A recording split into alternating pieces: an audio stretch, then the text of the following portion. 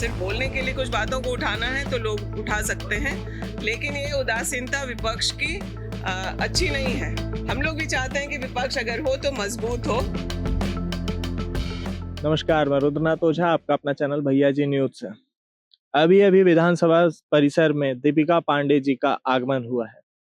दीपिका पांडे जी को आमंत्रित किया जाएगा पोडियम में आके मीडिया के समक्ष बातें करने के लिए। आइए जानते हैं और उनसे बातें करते हैं। देखिए सब, मुझे सबसे पहले आप लोग से साझा करते हुए बहुत खुशी हो रही है कि कल का जो अनुपूरक बजट आया वो हमारे विभाग के लिए बहुत विशेष है।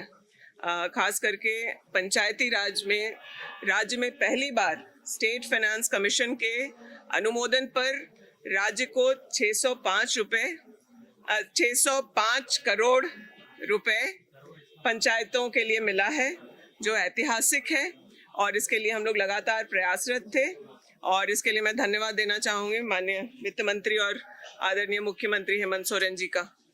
इसके अलावा जो ग्रामीण कार्यों में रोड और पुल को लेकर के बातें थी, 1717 करोड़ रुपए ग्रामीण कार्य के लिए मिला है।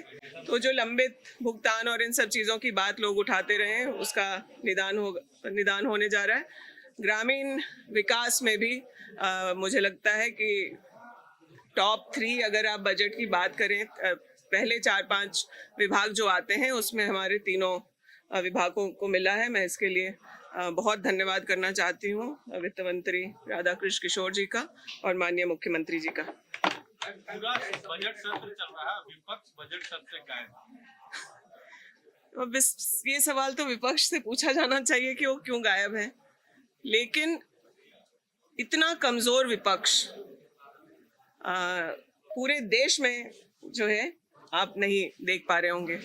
आज भाजपा के लोग भी इस बात से कन्विंस हो गए हैं कि जो काम हम लोगों की महागठबंधन की सरकार ने किया है और कर रहे हैं वो ऐतिहासिक है। उनके पास कोई मुद्दा ही नहीं कि लोगों के बीच जाकर के कोई बात करें, और सिर्फ बोलने के लिए कुछ बातों को उठाना है तो लोग उठा सकते हैं, लेकिन ये उदासीनता विपक्ष की अच्छी नहीं है। हम लोग भी चाहते हैं कि विपक्ष अगर हो तो मजबूत हो। तो भाजपा के लोगों को ध्यान देना चाहिए, भाजपा एज अ पार्टी को भी बहुत ध्यान देना चाहिए, ताकि कई बातें, सकारात्मक बातें जो विपक्ष के माध्यम से भी आती हैं, हम लोगों के माननीय मुख्यमंत्री या अन्य जो भी मंत्री हैं उसको पॉजिटिवली लेते हुए उस पर काम भी करना चाहते हैं। हम लोगों को विपक्ष के सुझाव पर कोई परेशानी नहीं है, लेकिन ये बात बिल्कुल सच है कि इतना कमजोर विपक्ष जो झारखंड के सदन में है ऐसा कहीं किसी और राज्य में नहीं होगा। मैडम, ये जो गौरव सवाल पूछा था ना, वो जो आने वाला बजट है जो वित्त मंत्री करेंगे उसमें महिलाओं के लिए क्या रहेगा और ग्रामीण जो अर्थव्यवस्था है उसके लिए क्या? ये आप लोग 24 को भी कुछ सवाल पूछेंगे कि पहले तो कर दीजिए मैम, सब लोग कर रहे हैं सारा। देखिए, लोगों के बेहतरी के लिए हम लोगों की सरकार काम कर रही है और जनता के अनुरूप हम लोगों का बजट तैयार हुआ है, और सदन में जब आप वो वित्त मंत्री जब रखेंगे आप उसका विश्लेषण करके देखेंगे तो आप महसूस करेंगे कि जिन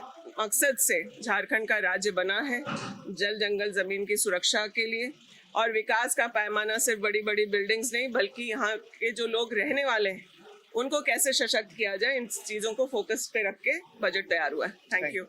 ये थी दीपिका पांडे जी। सवाल साफ है कि विपक्ष यहाँ तक क्यों नहीं पहुंच पा रहा है।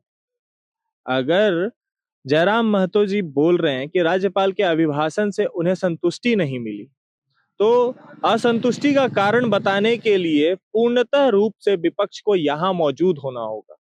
नहीं तो दीपिका पांडे जी जो सवाल त्याग रही हैं विपक्ष पे कि अगर असंतुष्टि होती तो विपक्ष यहाँ मौजूद होता, असंतुष्टि नहीं है इसीलिए विपक्ष यहाँ नहीं है। यह हम विधानसभा की पल पल की खबर आप तक पहुंचाते रहेंगे। कैमरामैन अभिजीत प्रताप देव के साथ मैं रुद्रनाथ ओझा, आपका अपना चैनल भैया जी न्यूज, भरोसा झारखंड का।